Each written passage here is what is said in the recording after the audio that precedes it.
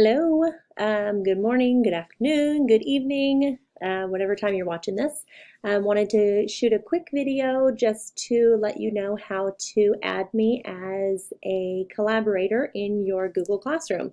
So open up a new window, and the easiest way to get to Classroom is just type in Classroom, and it'll take you right to your classroom screen. So I'm just going to go into my third grade technology classroom.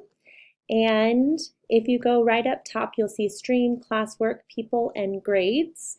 If you click right on People, it'll show you all of your students. It'll also show you teachers. You click on the plus sign, and then you can simply start typing in name or email for the person. So if I wanted to invite Brighton, I could start typing her name, and then I could click on that and then click invite, and it would invite her to be a teacher. So it would send her an email and she would have to accept it, and then she could be a collaborator in that. I'm gonna remove that. Sorry, Brighton.